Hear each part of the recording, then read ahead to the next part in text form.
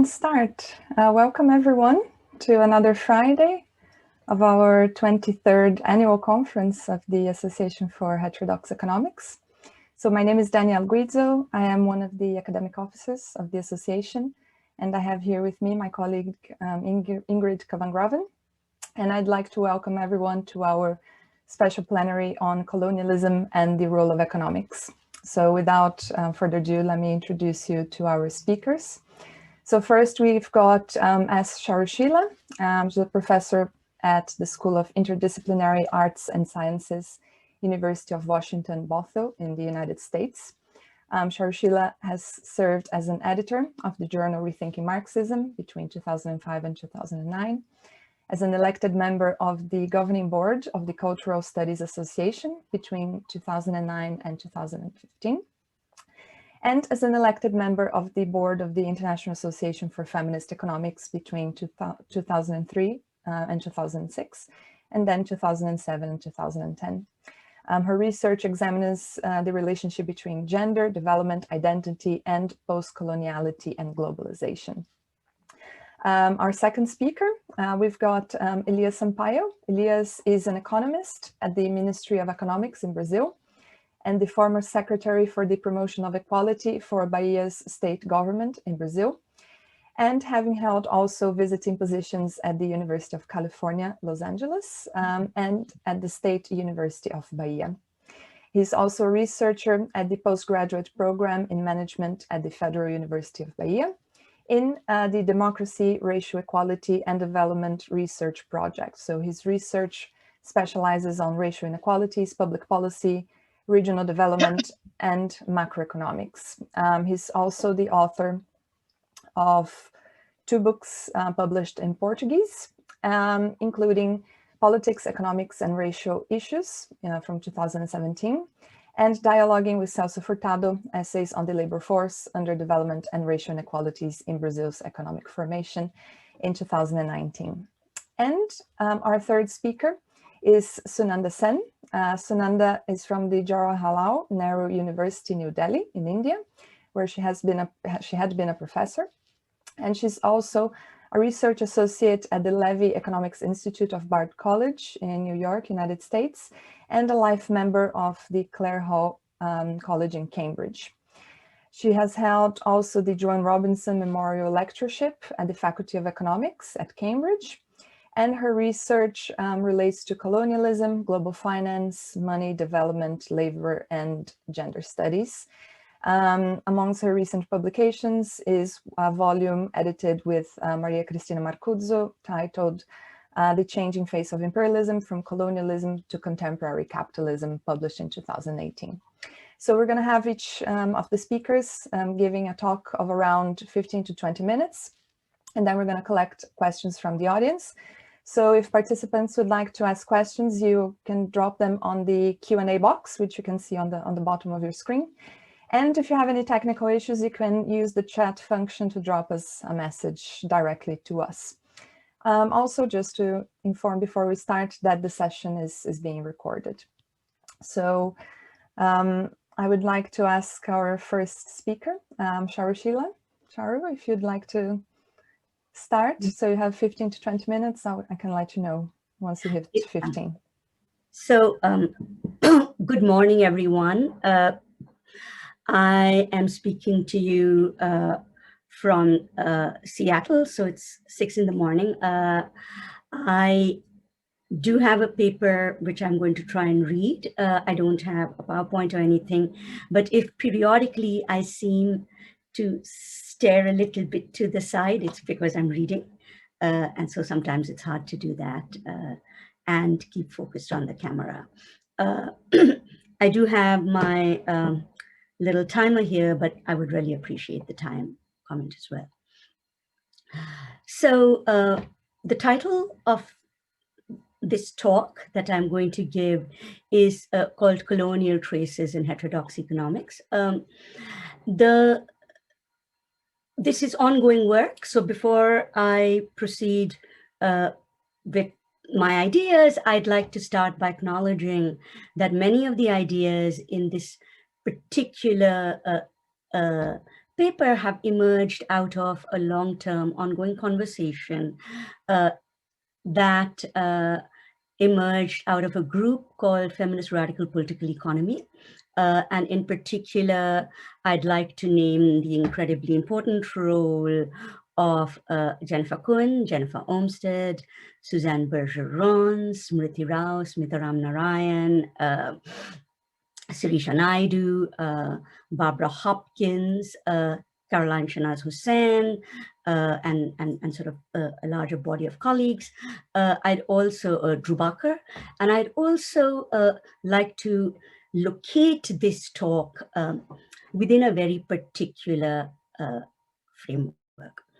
That is, my concern in this talk is to look at issues of colonial heritage or colonial legacies, not purely or primarily in terms of economic structures, sort of that sort of structuralist tradition, but in terms of where and how ideas that came out of colonial heritages remain in our thinking. And the ones that I'm particularly focused on are ones that I feel we have to address if we wish to have radical economic transformation and social justice. That is, there are ways in which these ideas can act as a limitation to our own projects for liberation and transformation.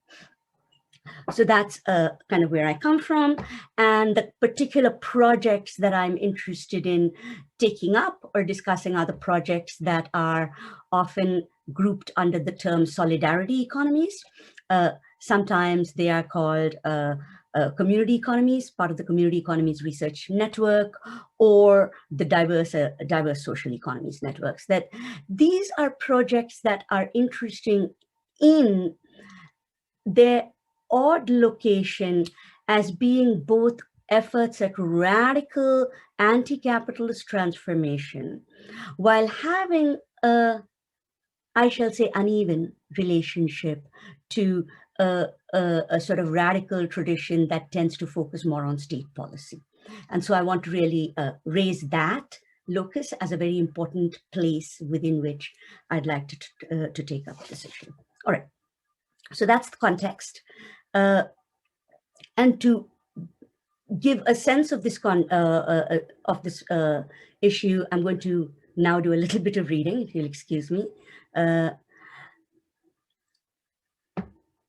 One of the biggest difficulties we face when it comes to economic analysis has been the extent to which, while we look at questions of economy and capitalism, we haven't fully come to terms with the hold of one of the largest and biggest forms of thinking that has shaped colonial relationships, that remains in some sense, in my mind, a tension point within heterodox economics.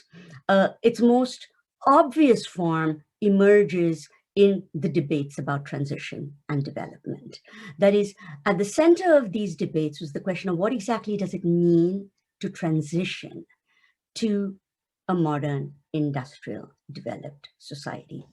In many ways, this is an old debate. It's also a debate that seems a little dated, especially when you now think of globalization or the rise of the BRICS. But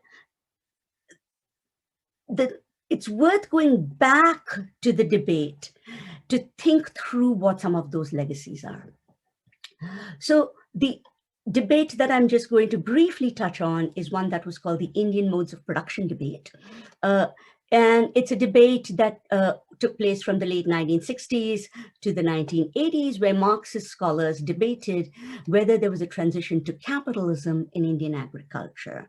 And this is a very well-documented debate. Utsa Patnaik had a really wonderful edited volume, which covered the debate and took up many of the major papers in it. And the center of the debate was the nature of agrarian transition and the two of the key participants. One was Ashok Rudra, the other was Patnaik. And Rudra argued at that point that relations in Indian agriculture were semi-feudal.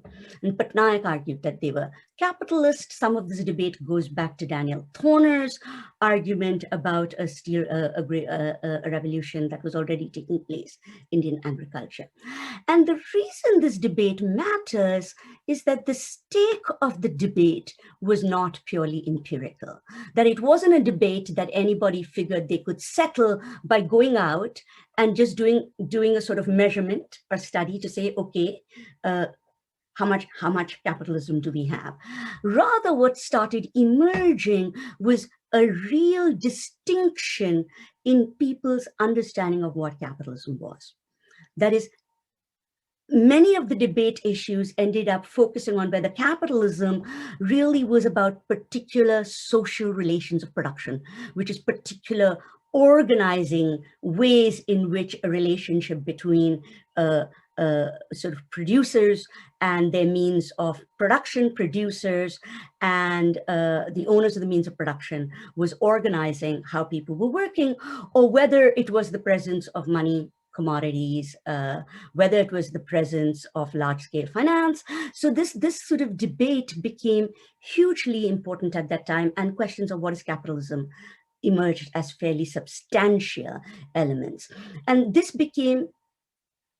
I argue, remains important today, and you're going to see why I think this debate remains important for questions of transition, not merely in the third world, but at a global level. At the center of the debate then was the issue of where and how shall we figure economic difference? Does economic difference lie in a difference in how people are organizing what they do, and consequently the identities and subjectivities that we associate with particular forms of laboring bodies, the labor that a body does, the way that body then relates to the kind of work it's doing, relates to means of production?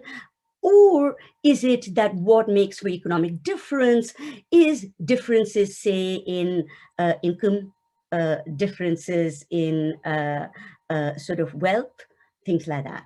So this question of whether the locus of difference lies in your relationship to particular forms of laboring and producing, rather than primarily in your economic status, turns out, for example, to be a crucial one for the emergence of feminist economics, where the question of gender is not purely or primarily one of your economic rank or riches, but also about the relationship you have to social reproduction, to particular forms of laboring, and to the kinds of work that one does. This remains, for example, a question that's been taken up around questions of caste in India, whether caste should be configured purely or primarily in terms of a cultural practice, which clearly it isn't, but in terms of economic rank, or whether there is a deep relationship between that rank and the kind of work one does. So going back then to the idea that the transition debate and the question of whether what we saw in India and in agriculture was about a difference between relationships of production, is one that, while it has been set aside, was marked in many ways by a particular imagination of modernity, where the underlying difficulty was that it wasn't just that you wanted to say that there was economic difference, but it was sort of almost implicit, already present, that the economic differences that we were identifying were in their nature superstitious, backward, horrific, exploitative. Right? And what that meant, and this is going to be a second point, what that meant was that efforts to think about the possibilities of a liberatory transition that can come out of such oppressive differences became erased as basically a form of romantic post-colonial nostalgia, right? And so there is this very interesting difficulty we face now. If you think about this issue of where and how are you going to figure in these movements that very often do entail communities that form around ideas of a traditional community, ideas of local economies. Where and how do you find a liberatory potential if you acknowledge that these communities often do have forms that we understand as, within Marxist and other radical lexicons, patriarchal, conservative, right? Hierarchical, right? And this is therefore a very difficult question to address, because what this means, and I'm now going to, I just want to recheck my time. What this starts to mean is that questions of economic difference, when they get configured, automatically end up also becoming questions of hierarchy, a hierarchical idea of those relations. The difficulty with this way of approaching the issue is not that these relations were not hierarchical. These relationships absolutely, most of the time, are patriarchal, hierarchical, problematic in very many ways. The underlying problem is that capitalism is too. So the presumption that the moves that we were seeing around development were moves that were progressive becomes a problem, because then the issue becomes, do we therefore have to go through that old Marxist idea of stages, going from feudalism to capitalism and then finally communism, a sort of linear teleological narrative of development? Or are we going to be able to constitute the possibilities for radical transformation that can emerge out of highly problematic forms of community? So it is in this regard that I would like to identify 3 or 4 areas that I think it is worth considering as spaces for social transformation and radical change in both first and third worlds. If we look at heterodox economics, and particularly at a large volume of work, my own area of focus has been feminism and feminist economics. But if you look at progressive movements around questions, for example, of the social welfare state, Smriti Rao has shown quite convincingly that if you think about how people describe neoliberalism, there is this sort of odd nostalgia for what could be seen as the sort of pre-globalization state. I mean, there's very little evidence, however, that in much of the world, outside of few countries, the social welfare state actually existed, or to the extent that you had state support and subsidies, those subsidies were actually for basic income provision. Most of state support and state budgets were for production. So as Smriti Rao points out, there's this sort of old nostalgia for a state that used to tax and provide budgetary support as if that was support for consumption. Right? It actually turns out a lot of that was support for a national bourgeoisie that was emerging, engaging in production. A lot of it was for industrial technology. So that's the first part in terms of the ongoing imagination of what that state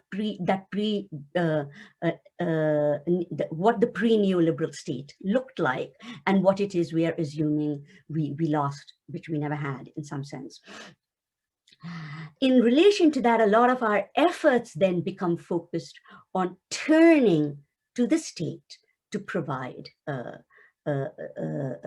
social welfare. And this is where the community economies projects become interesting, because they are very often seen as a neoliberal turn to self-help groups, as opposed to having a national level, large-scale level, global level transformation.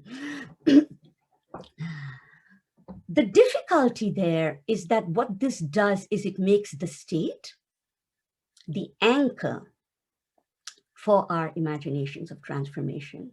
Why anybody would trust the states that we have got isn't very clear to me, especially from India at this moment. But more broadly, the underlying question of what it is to have a radical politics where those who are stateless sort of disappear from view, in terms of one of the biggest problems we have actually is that at a global level, if you look at the data from UNHCR, this is Jennifer Olmstead's work, there is a tremendously large number of people who have been displaced by militarization, who live in refugee camps, who are immigrants. Some of the largest issues we face on social reproduction, COVID. Is my 5-minute mark? Yeah. Thanks. The largest issues we face on social reproduction and COVID are very often in refugee camps. If you think of, as Jennifer Olmstead has pointed out, if you think of Israel emerging in the public imagination as this tremendously successful effort by the state to address COVID, it is partly because Palestine is completely absent from that data. So the second question then is, to what extent does heterodox economics naturalize the nation state as the locus from which policy will emerge in response to questions of colonialism and globalization? That is, to what extent does anti-colonial politics then turn to a nationalist one, and the extent to which nation states then become centered in our imagination? And the third thing I'd like to finally end with is that feminist economics itself has done a really good job of showing us that it is possible to look at these spaces which emerge out of, for example, patriarchal relations, and not to romanticize patriarchy, but to suggest that in the material act of care and reciprocity and the particular form of relationship to laboring, which is hierarchical, right, that gendered bodies engage in, out of that, it becomes possible to actually imagine ways in which a new type of politics of care can emerge, as opposed to insisting that it has to be commodified and then turn into a sort of socially transformative area of work. And it seems to me that while many of the issues that were raised in the modes of production debate, Alice Thorner has a really lovely article on this, where she points out that many of the issues such as rack rents, sort of debt peonage, and so on remain, even though we now say it's capitalist. The kind of efforts to mark economic difference remain. Those economic differences turn out to be quite crucial for the first world. What is the gig economy that so many people are worried about in parts of the first world, if not the informal sector? Right?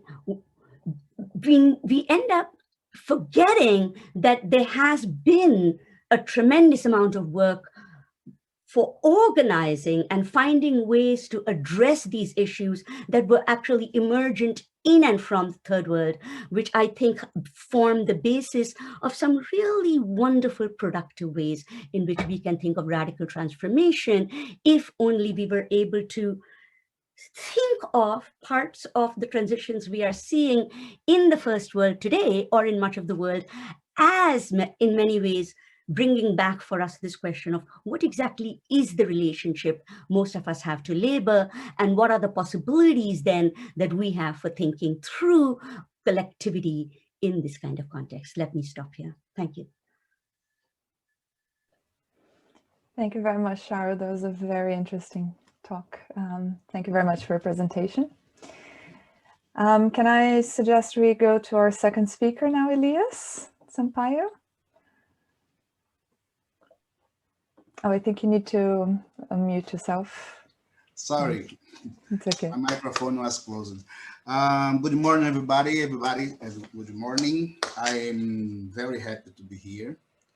I would like to say thank you very much to Professor Danielle, Professor Ingrid, Professor Sunanda, and Professor Charu.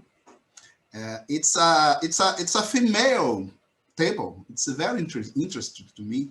This here. Then I'm only one the man to do the diversity here. It's very good. In fact, it's some few examples. Normally, it's very tables with men's and no woman to talk about. Then thank you for that too. Okay, I will share my screen because I think will be better to do my discussion here. Okay, let's see.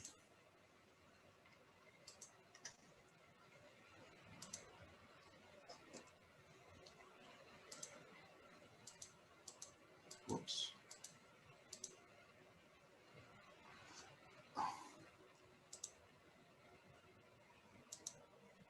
Is everybody seeing the screen?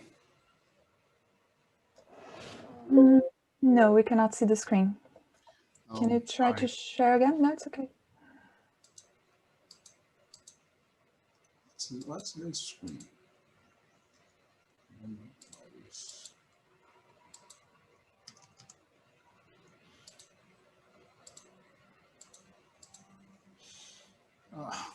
Let's see where. Okay.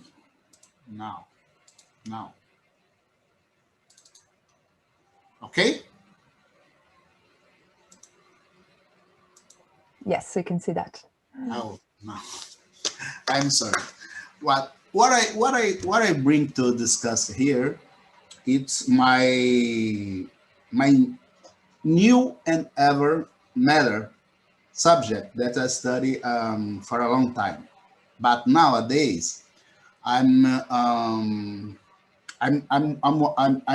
more deeply to discuss this with a group, a studying group at Universidade Federal da Bahia, and my discussion here is more like that's kind of discussion that we will have we have been done there, and we are improved that discussion with the group. Okay, what the point of my discussion?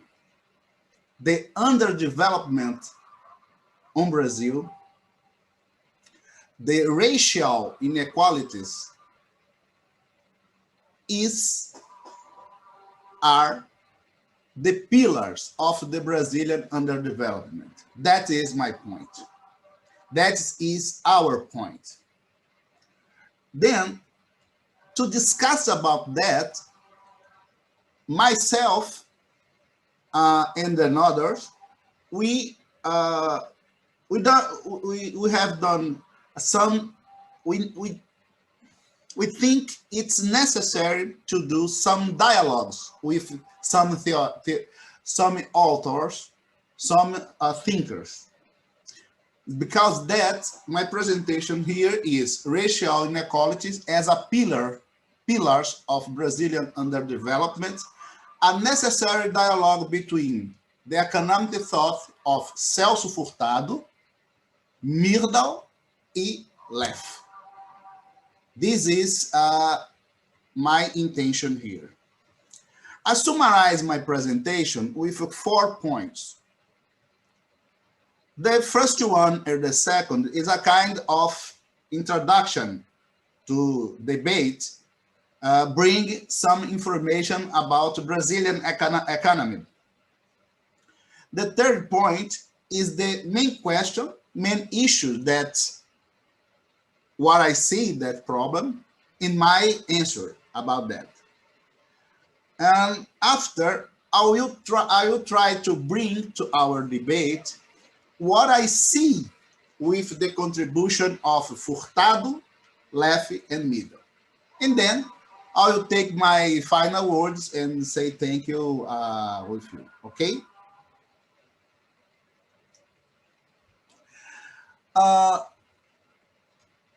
The first background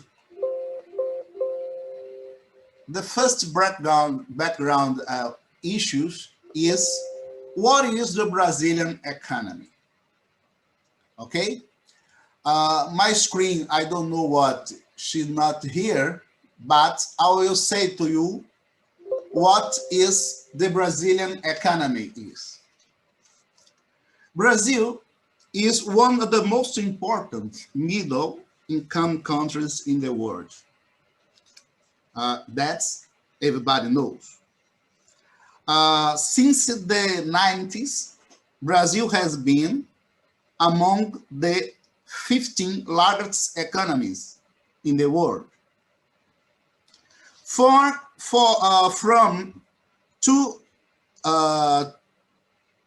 2012 and 2019, Brazil has been the 7th and 8th in global economic ranking. What it means? It means that the Brazilian economy is strong, complex, industrialized, and has grown through significant cycle of prosperity and decline, especially since 1950. Why are the 50s a reference point to me? Why the 50s? Why that decades in that year? From the 50s to nowadays, the development of Brazilian economy has been largely financed by huge public bodies. And then I bring to you three examples of a huge institution that financed the Brazilian development. The first one is the National for Economic and Social Development, bank. We call here BNDES. The BNDES is from 1952 in the second Vargas government. We call this here. The second institution, very important to finance the development of Brazil, is Northeast Bank of Brazil. We call here BNB. The BNB is from 1954. And the BNB is a kind of institution for finance a Northeast region, the more poor region in Brazil, the poorest region in Brazil. And the third one is Northeast Development Superintendence. We call here Sudene. Sudene was created in Juscelino Kubitschek government by Celso Furtado. So these three bodies, institutional bodies to finance the development of Brazil, the entire Brazil, and focus in Northeast region of Brazil, they were and they still are a landmark to desenvolvimentista economic model e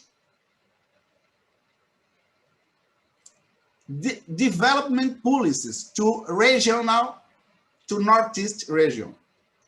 These three institutions are the landmarks to development to Brazil at all, but to the Northeast region that is the more poor region in Brazil. My second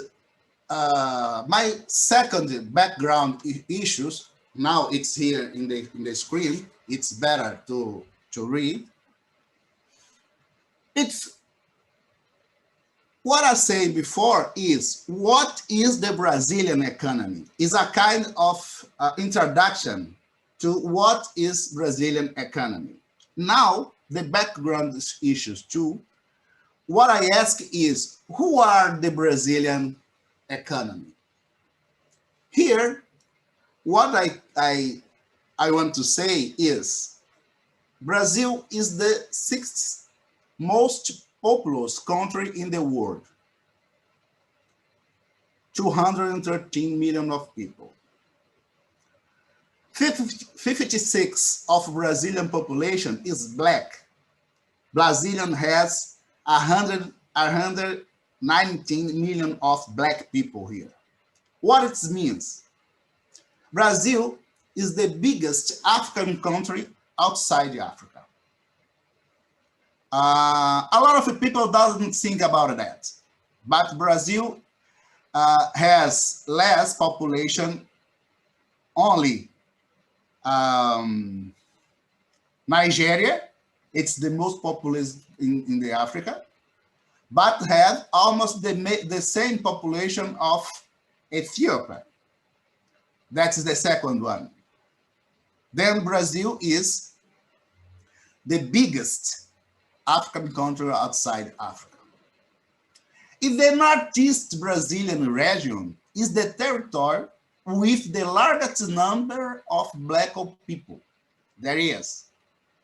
In Northeast, we have more than 40 million of people. Almost 70% of the population of Northeast are black.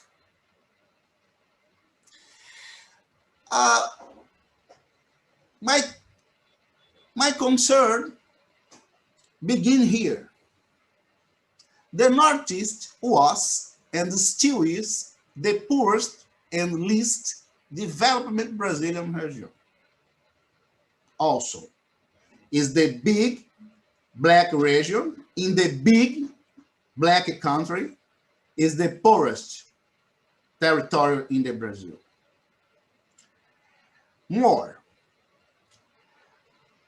19% of Brazilian population in extreme poverty. In the Northeast, this number higher to 35% of population of Northeast regions is extreme poverty. When you saw to the income concentration, we can see that Brazilian Gini concentration at all the country is a .543. But in Northeast, this number higher to .559. What it means? The income concentration in Northeast is higher than the median of Brazil. And Northeast is the poorest region in Brazil. So, what's the issues? What it means? And why it's very important to we discuss and we study. My first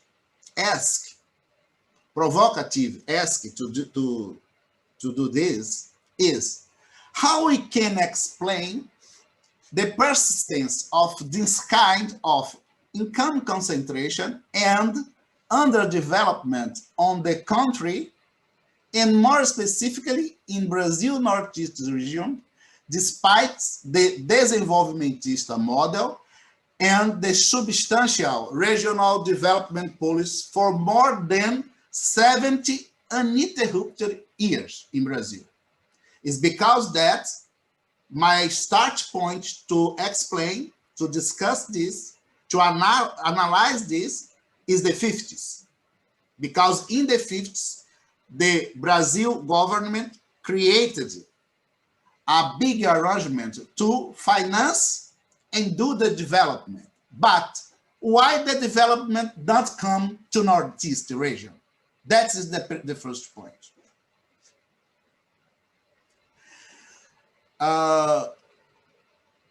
More specifically, the main issues that I see, is why have the billion of dollars invested over 70 uninterrupted years through Brazilian desenvolvimentista model and Nordeste regional policies have not been enough to change the living conditions of a significant part of Brazil population, specifically in the poorest, in its poorest region? That's the main question. What happened with the billions of dollars for 70 years, 70 uninterrupted years, that the reality of the poorest population of Northeast region in Brazil doesn't have any significant changes? My answer, my preliminary answer, but it's not more preliminary. There is all day by day, I have profound that. My understand is that Brazilian desenvolvimentist model from 50s was built on a big theoretical and methodological mistake. What it is? What the mistake? It's the scholars and policymakers forgot that the racial inequalities were and still are the pillars of underdevelopment of Brazil. That is the point. And it means that nothing would have a real change in Brazil economic development model unless those historical racial inequalities were not changed. It's because that we need to dialogue with thinkers about development, about regional development, and about inequalities, racial inequalities. So I chose 3 of thinkers that I think the dialogue between them is very important to understand, and not only understand, but it's very important to do actions, concrete action to change these realities, because that's 3 scholars were very important, each one in each time about the same matter, the same subject. Elias, 5 minutes, if you could. I will fast now. The first one is Celso Furtado. Celso Furtado is the most important economist in Brazil. But to be very fast, what I need to say is the desenvolvimentista model in Brazil has in Furtado the big one. He was the thinker about this. Okay? More, Furtado created one of the 3 bodies that I said before. Furtado created the Sudene. Furtado was it's the first superintendent. So Furtado was very powerful thinker and very powerful policymaker in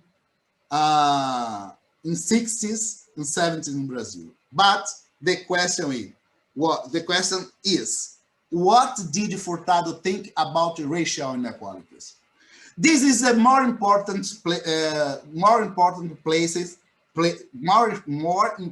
step in my presentation, and I need to pay attention in relação à next screen, please.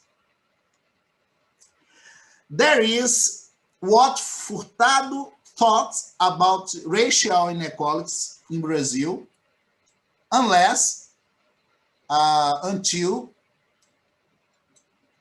1959.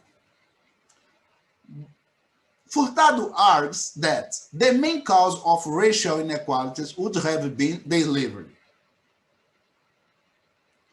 But the Brazilian slavery would have been a regional power base more than a form of organization of the production. Then, abolition was a decision of a political nature rather than an economic one. Because that, they argued too that mass European immigration to Brazil was due to the scarcity of labor or inadequate manpower supply after the abolition. Despite high market wage of the former slaver and their descendants preferred leisure to work. Through the first half part of the 20th century, the great mass of slave descendants will live within a system of limited needs, playing a purely passive role in the economic transformation of Brazil. What all of this means in summary? According to Furtado, at least until 1959, the problem was not the structural racial inequalities caused by racism subjacent to slavery, but the quality of the former slavery in their descendants. First, because they were slaves during the slavery, and after that, because they were unfit to the new economic and new labor market that was born in Brazil. Okay? To stay my time, I will talk more fastly about the next two screens. Two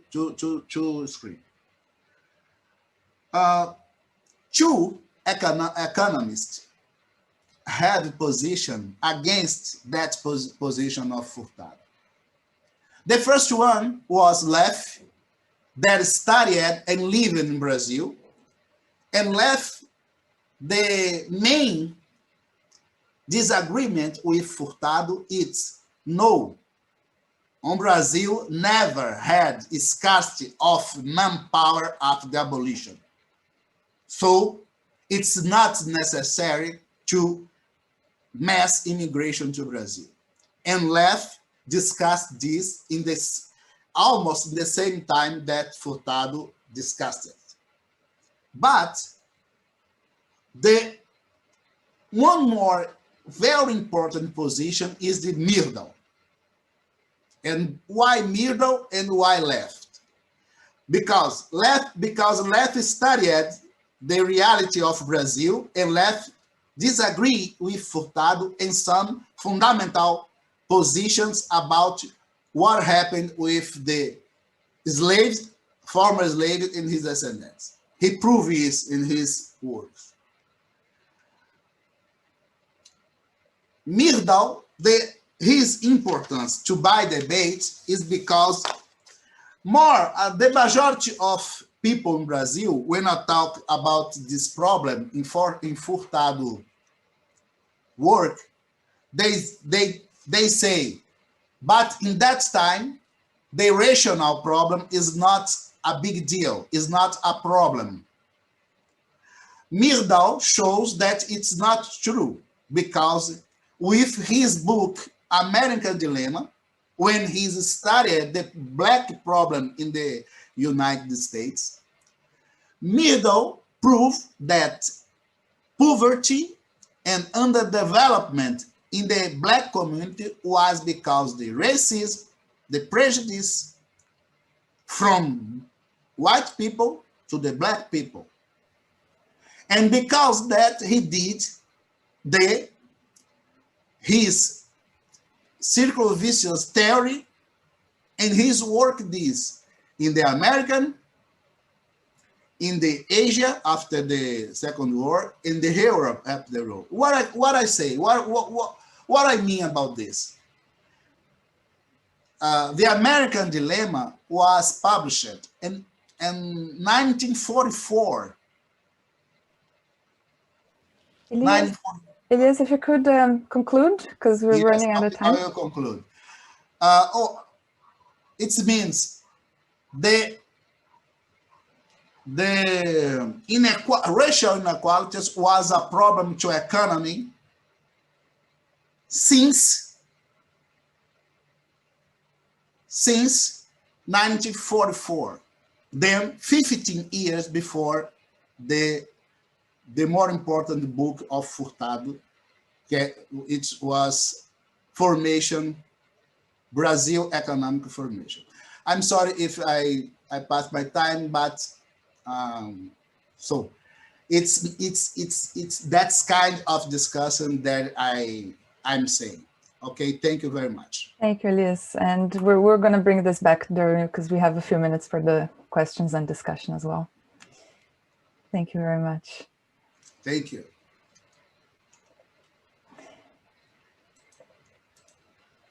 Okay. Okay, thank you. So our third speaker now is Sunanda Sen. Sunanda, if you would like to take the floor. So I'll let you know when you have 5 minutes to the end.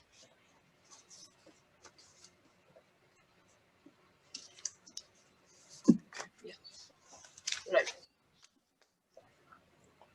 Are you okay to share the slides, or do you want us to share? I'll try. Okay. First of all, before I start showing the slides and so on, I think the previous talk by Professor Elias Sampaio, it just provides the background to what I was going to talk.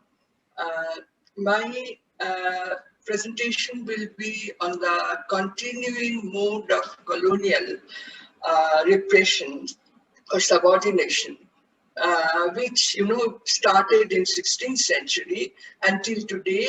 I mean, if we have time, I'll be able to just connect it to what is happening under contemporary capitalism, right? So let's start with this sharing business. Okay, yes, share.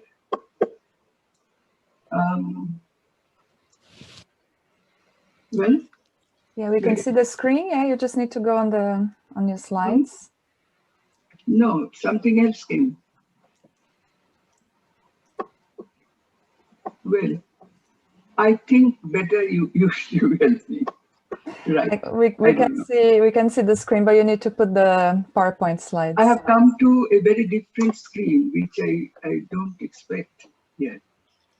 Sorry. Zoom and all that. What's going on?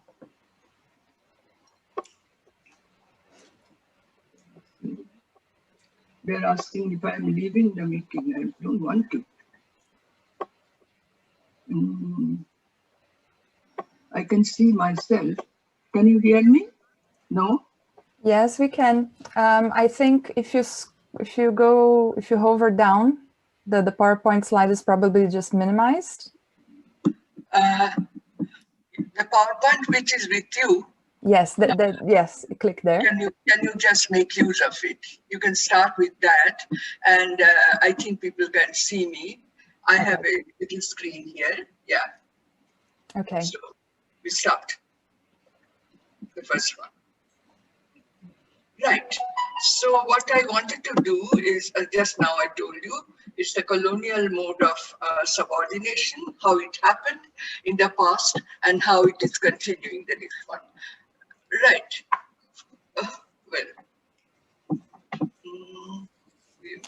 Right.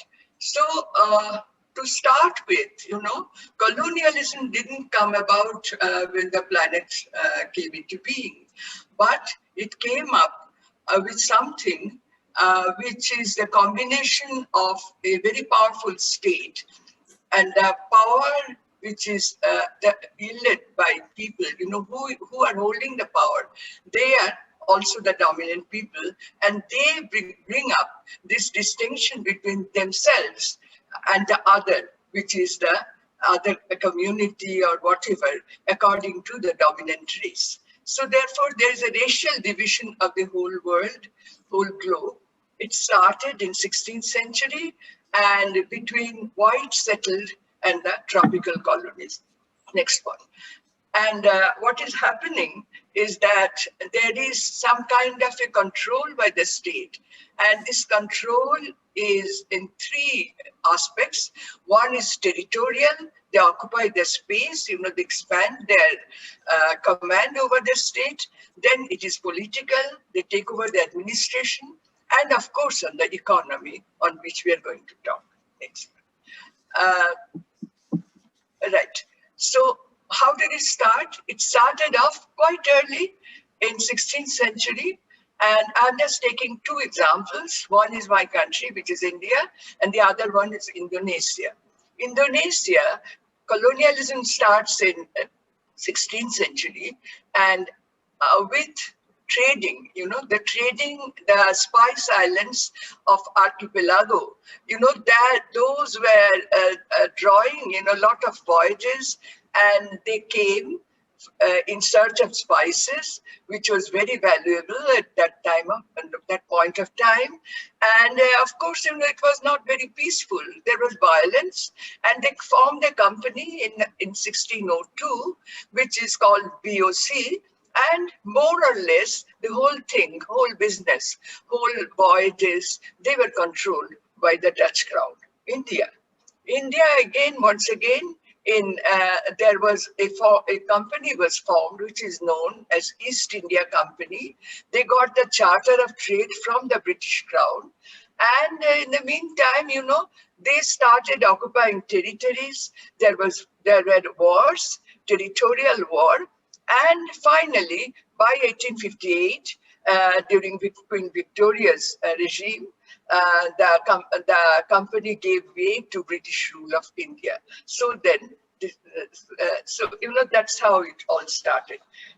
Now then, if we now proceed, well, I don't have to, but please go to the next one. So what happened? Colonialism in action.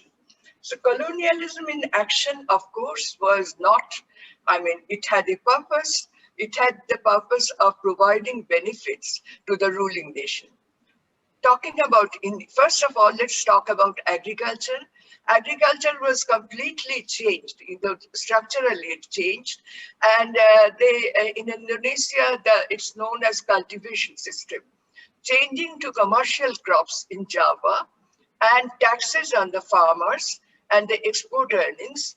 Well, all these things are providing 33% of income for the Dutch crown. And of course, it was met with coercion of local people in a huge bridge they constructed for transporting the materials in sugar processing and so on. Then in India, very similar, where in the East India Company, they forced the cultivators to cultivate indigo, which was needed to bleach the cotton and so on. And then in British period, lot of commercialization, cultivation pattern changes to export crops. And of course, that didn't mean much to the poorer people who would be eating maize and the other inferior grains, they just switched over to export crops. And however, the net exports were sold to net value of the exports came from the continent where they were sold, but the money never came to Britain. Now the next one is that you see that in India, it continues like what kind of benefits? One kind of benefit was the tax revenue. In the budget, the taxes which were raised within the country, well, they were earmarked to meet something which was known as home charges. Now, whose home? Home, of course, of the British. And but it was accounted for as the expenses India must meet in order to run the administration of their own offices in England. And this was completely illegitimate and fabricated. I don't enter into those details. I've worked on these things in other places. Then the other goal was transferring gold. Why? Because Britain was in command of the gold standard. And with this gold standard, they needed gold to support the continuing system. All the export earnings which India earned, well, they were taken away and they were deposited in London.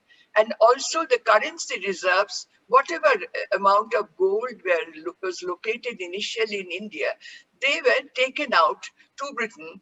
And what did Britain do? They invested it in securities and earned money. Similarly, silver trade was used again for profits.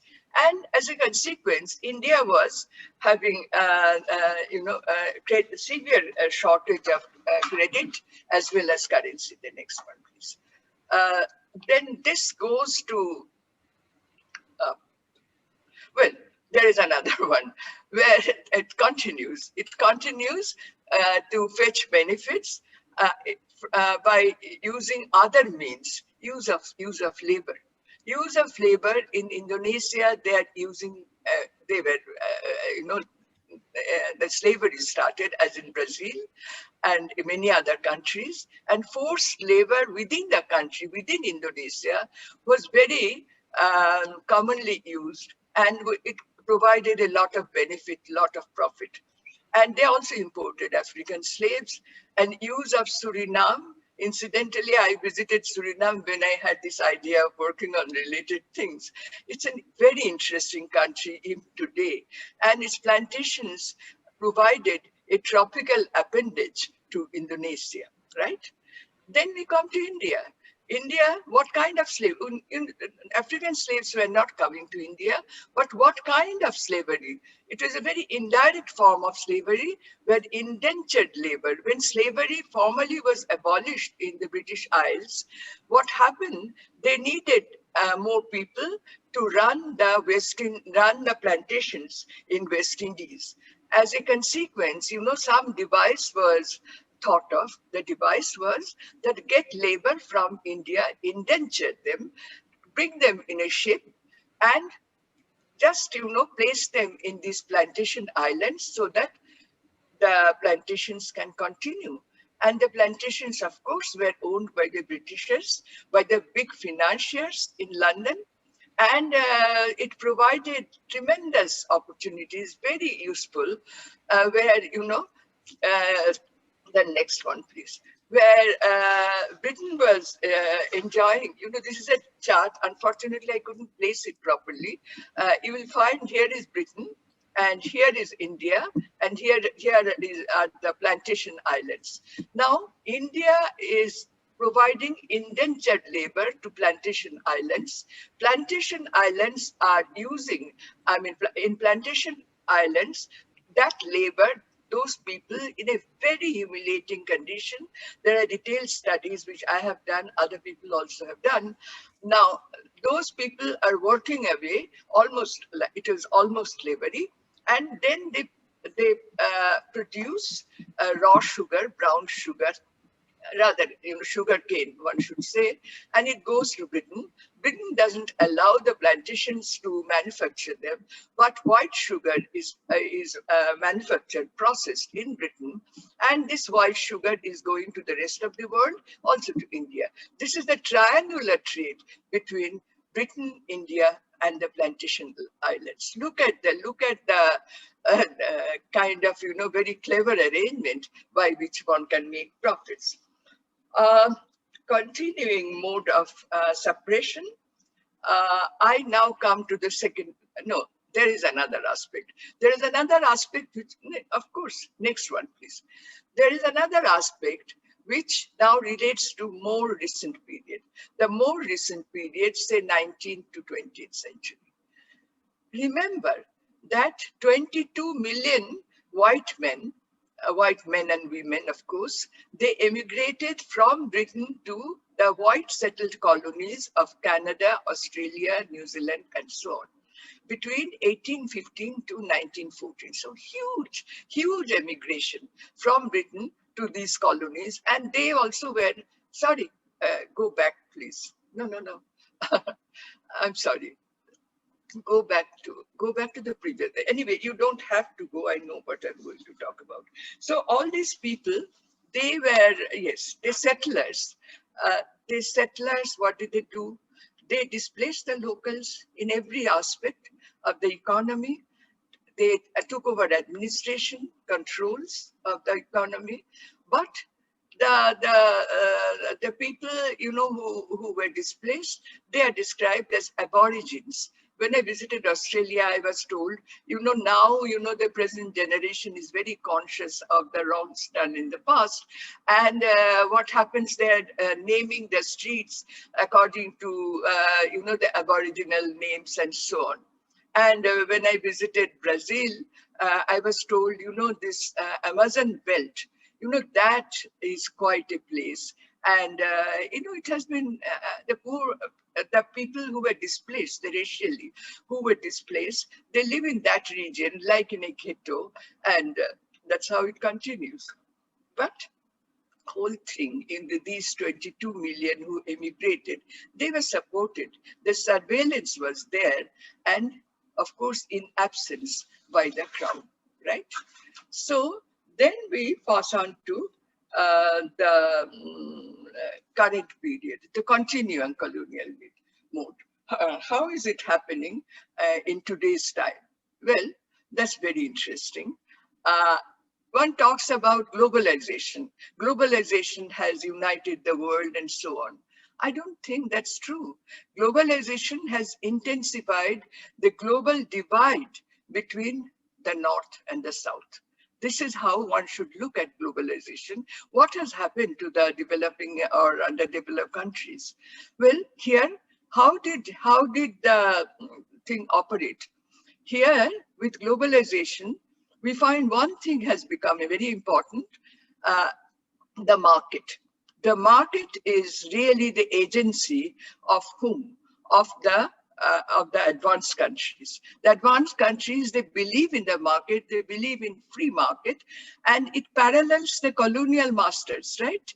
The colonial masters were directly ruling, now the market is ruling, and that's very much an accepted thing, especially for the advanced countries.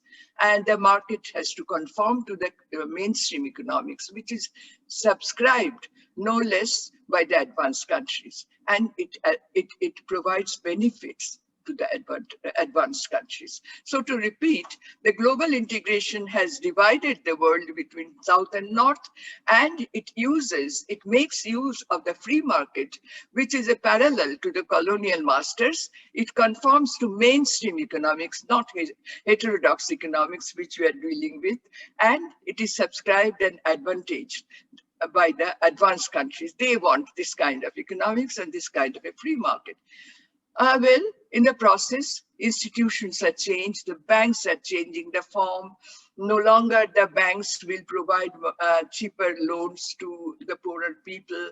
Well, privatization, that's the norm.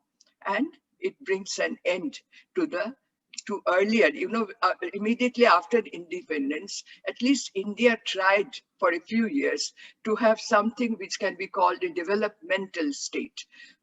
Well, now it has ended.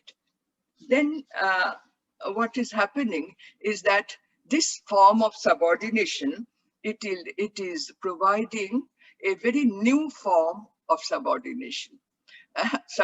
This kind of subordination, it is again, it is reflecting, of course, the colonial mode and in terms of the repressions, but somehow the form is new.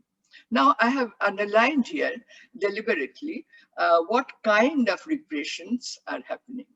Repressions happen via finance, liberalized finance. Let's contrast in the earlier period, in colonial period, in the formal colonial period, controlled finance was the goal. 5 minutes, Sunanda? 5 minutes? 5 minutes, okay, I'll be fast.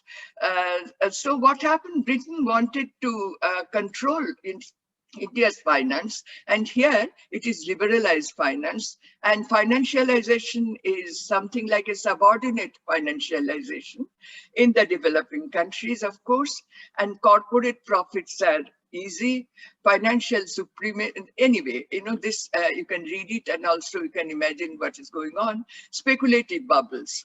Now, this other repression is via labor. Yes, of course. All previous protective measures on labor, all those have been suppressed and labor rights have gone. And now compare the colonial mode.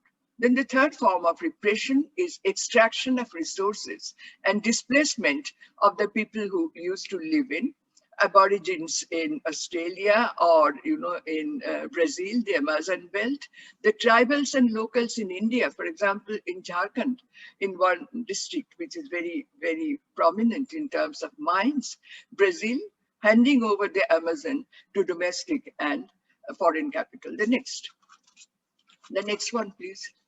Right.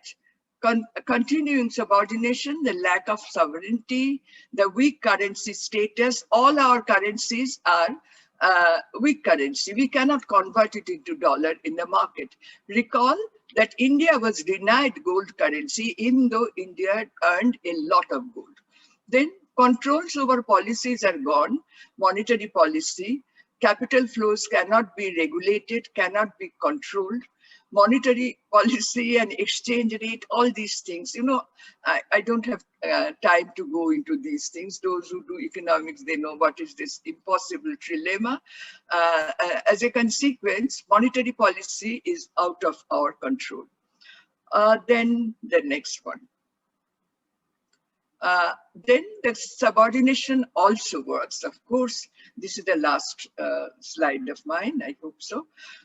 Racial and colonial dynamics. What is it? Power. Power is based on proximity to ruling authorities, and this is responsible for the continued use of race as a tool of subordination. That is how Dalits in India or, Black people in other places, this is how, power, the superior, the more powerful people, they are proximate to the ruling authorities and they can exercise their power. And the racial discrimination and oppression, it goes with state action, state sanction by the white supremacy in advance. Think of George Floyd, who was choked to death by establishment, a policeman, more follow. And the protests, which are very welcome, which have been happening, the Black Lives Matter. Now there is a relook at history. There is a relook at history, which is a very positive thing by the current generation, both of Blacks as well as the whites. And you see the overthrow of the statues like Edward Colson in Bristol, or the protests which happened some time back in Oxford and London, and it is brewing, it is continuing.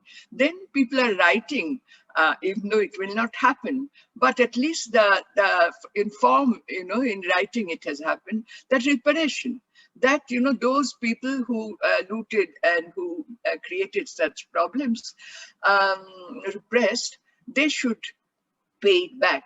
There's a book by Boris Bitker, Case for Reparations, and by one who is, I think, speaking in one of the sessions, William Darity Jr., Reparation for Black Americans. Similar discrimination happens in other countries, in my country, on tribals and low-caste people in India, we call them Dalits, on grounds of racial prejudice, nothing but racial prejudice and class-oriented privileges, the last one. So my conclusion is there is a continuing path of subordination which is prevailing under contemporary capitalism, as happened earlier with formal colonialism. And the solution is protest against all this. Thank you so much. Thank you very much, Sunanda. Spot on the time. Thank you very much. So we have about 15 to 16 minutes left for the session. So I'm going to collect maybe 3 questions, one for each speaker, and then we go on the order of presentations, if that's okay. So Charu, I will hand over the first question to you. So thank you for your interesting, provocative, and inspiring talk. You mentioned some non-capitalist creative ways that feminist economists have reimagined care beyond commodification. I wonder if you could mention some other positive examples coming from heterodox economics, and perhaps also some more examples of where heterodox economics tends to recreate colonial ways of thinking. So maybe I would say 3 to 4 minutes to each speaker. So I'll read the other questions. So for Elias, there was an interesting question. I'm going to pick this one up again. on if you could just say a little bit more about Gunnar Myrdal's understanding of racial inequalities in Brazil, as you didn't have a lot of time to talk about that. And then finally, for Sunanda, there was a question that just came up on the Q&A box. So the continuation of colonial domination is much more nuanced than during the heydays of colonialism. So the Andre, who asked the question, says, I mostly agree with that take. But what I wanted to know is who exactly benefit from such a system, and are these domination mechanisms manipulated? So I'll give you a few seconds to think about that. And Charu, if you don't mind starting with your answer. Yeah, sure. About 3 minutes. I'll try and stick to about that much time. The question had 2 parts to it. I'll actually start by some of the examples where I think we tend to recreate colonial ways of thinking, because I'd rather take the more optimistic and hopeful one about alternates after I do that. So I definitely think that first, one of the items that I raised was the sort of state, the way we think about the state as the place to go, and our tendency, and this I think is really important, something that the mode of production debate, losing the mode of production debate made us lose this, is a tendency to think that the key context we face is state versus market, one versus the other. The family, as feminists have pointed out, disappears as a private inside the state market dyad, but more broadly, alternate forms of community disappear. So I think that that's one way in which we do it. That is, there's something actually about presenting our analysis in terms of state and market that drops an entire field of interaction just theoretically out of view. So that's one place that happens. This doesn't happen in all heterodox economics, you know. But this is like when it talks about issues, broad tendencies. Another one that I haven't fully worked out, so bear with me on this, has to do with how we think of pleasure.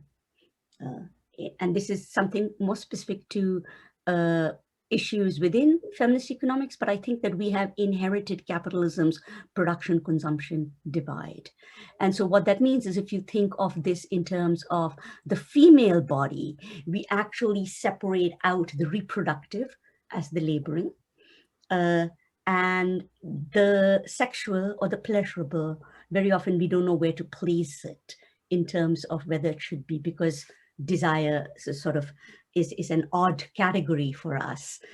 People somehow have babies without actually having pleasure or desire. It's a very strange way in which social reproduction ends up defaulting to labor.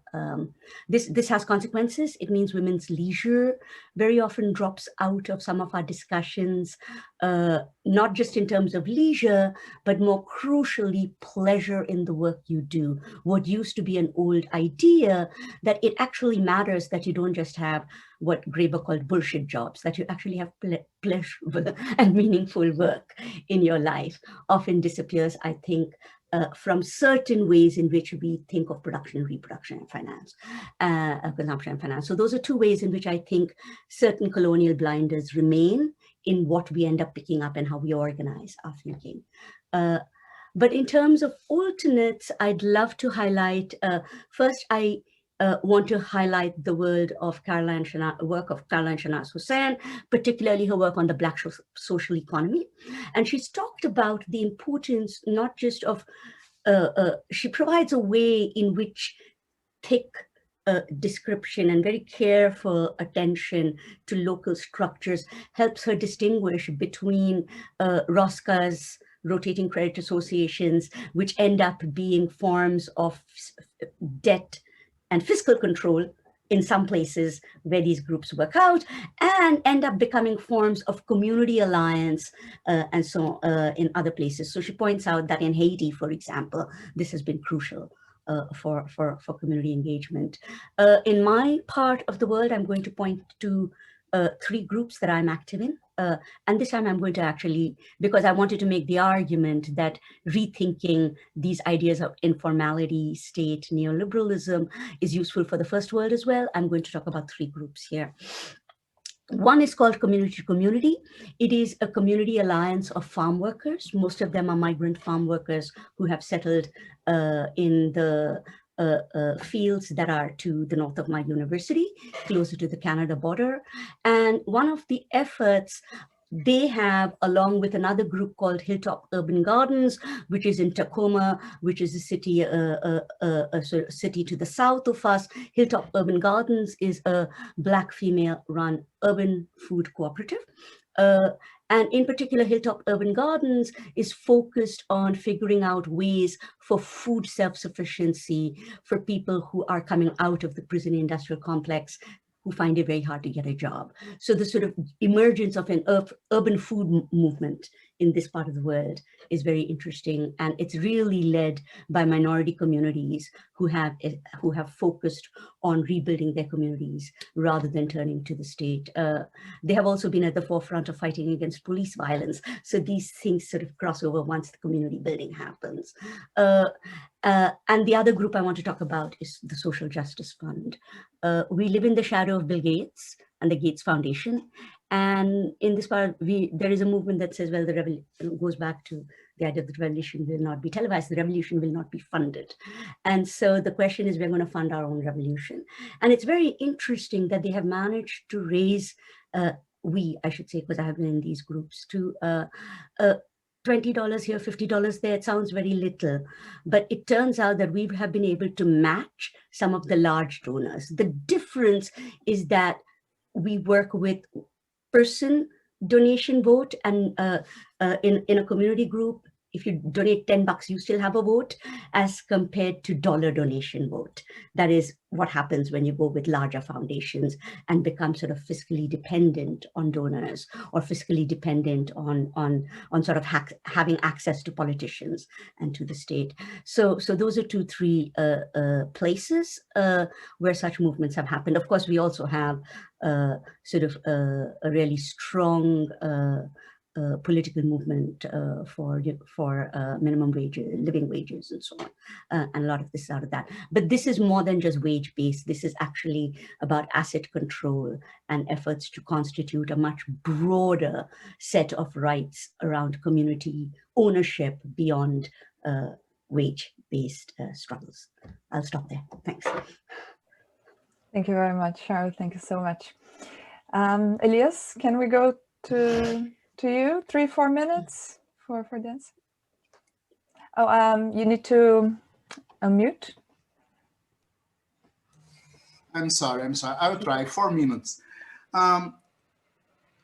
Look, to understand why I use Mirdo, first of all, we need to understand that the most of people, how we show that's problem in the model, Furtado model said, in that time, there wasn't the racial inequality, there wasn't a problem.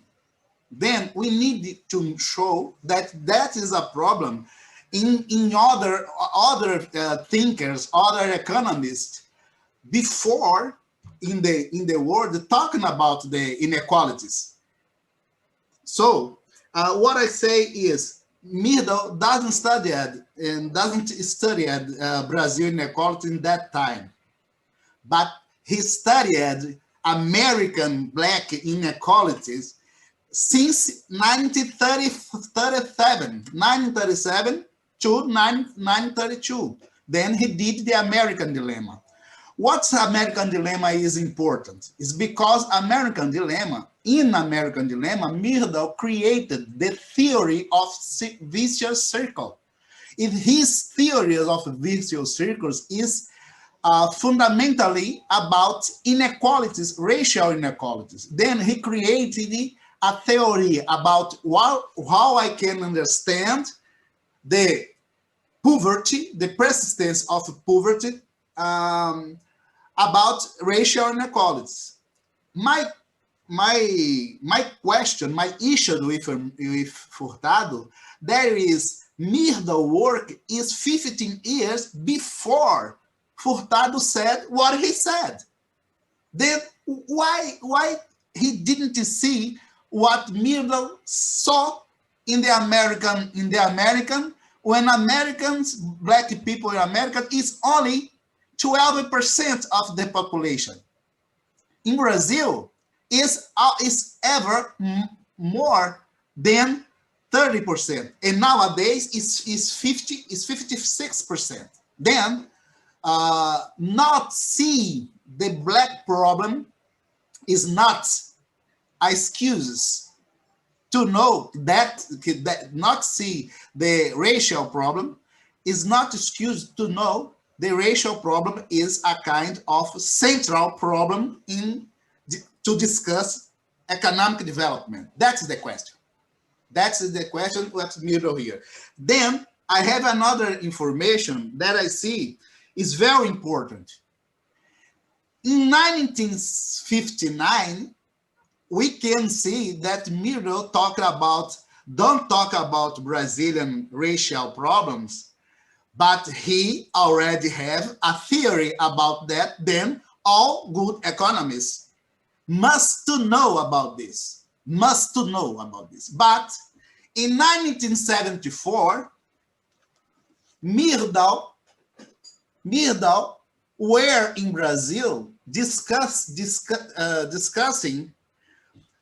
in BNDES, the Bank of Development, with the big shots of economists in Brazil, and what Middle discussed about our underdevelopment. The paper they speak of Middle was about social justice and underdevelopment. And in his speech, with the big shot of economic matters in Brazil, talk only about inequalities and the racial inequalities. In 1974, for example, between these big shots, economic big shots, I will show one that everybody know. How proud she was there.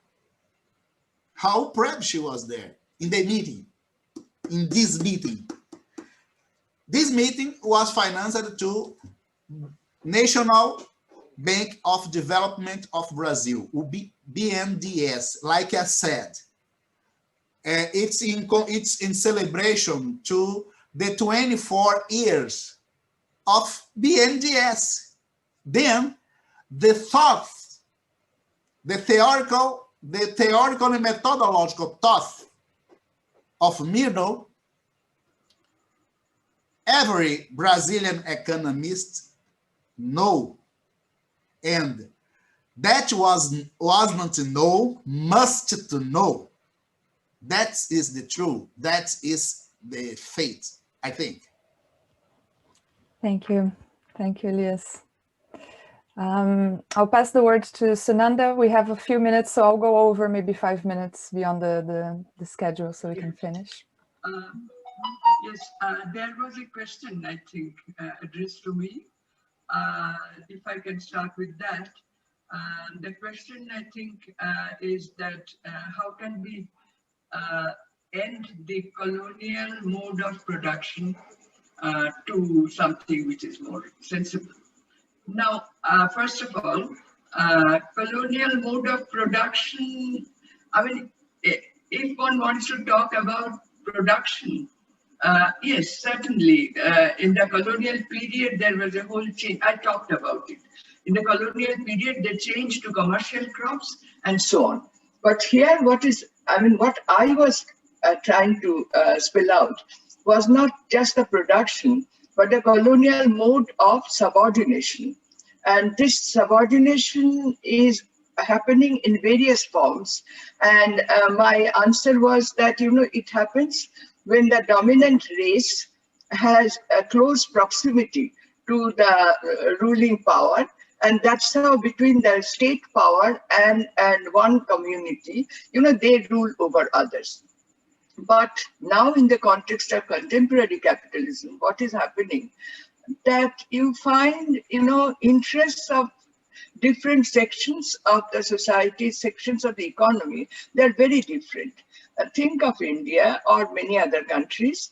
Right now in COVID times, it is one of the appalling period, like in terms of the poverty, in terms of the miseries people have gone through.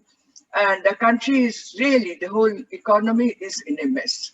But where is prosperity? You look at the stock market, you look at the financial sector, and they are doing extremely good business.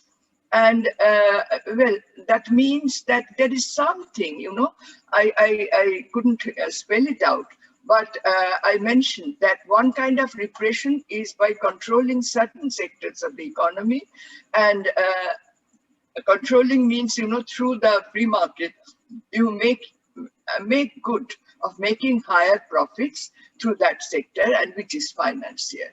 Which is finance. A lot of people are making tremendous profits and advantage through that. And how did it happen? It happened because of the fact that the state also is behind. The state has liberalized the financial sector, and as a consequence, there has been what we call financialization of the whole of all these economies, which means, the rate of return, the profitability in the financial sector is much, much more than what prevails in the real sector. By real sector, I mean that those activities which produce commodities, which provide employment. So therefore, why should people invest in the real sector and provide jobs and so on? So the mode of production, if you talk about mode of production is such that, there is less emphasis on the real economy, on the real production, and more profitability and therefore attraction to this. And the state is behind. The state is allowing this kind of thing to happen. The state is allowing short-term capital, speculative capital, to come and the FIIs, foreign institutional investments, they come and they make profits, they park their money, and they will go away whenever there is any slight trouble. So this is, this has happened. And to change it, of course, we have to change the attitude, the mode of the ruling power. You have to change the situation in a manner that the state looks at welfare, the state looks at development, and not just profitability in the financial sector. Even though, there may be other people within the state within the community who will be profiting, but there has to be a radical change, a thorough change in the control of the economy, in the way the economy runs today. Thank you. Thank you very much, Sunanda. So we're coming to the end of the session. I've run slightly a few minutes behind, so we're going to finish here. So let me thank the three panelists once again for their incredibly thoughtful, insightful, and impressive, very interesting presentations. I really enjoyed that. Thank you also to the participants for joining. So the conference is going to continue today. So now we have the break, about 25 minutes until 4 o'clock. 4 o'clock UK time, 5 p.m. Universal time. The conference is open to all AHE members, so the link to join the conference is on our website. I'm going to drop it on the chat. It's the hetecon.net website, and the links to join are there. So we've got 2 parallel sessions. One is a paper presentation session on decoloniality in economics, and the second session is a special panel on the future of teaching economics and climate change. So thank you very much, Charu, Elias, Sunanda, for your talks. Thank you. Thank you to the participants. Thank you, Danielle. Thank you, Ingrid. Thank you. Bye-bye. Thank you, everyone. Bye. Nice to meet you all too. Nice to meet you. Bye. Nice to meet you.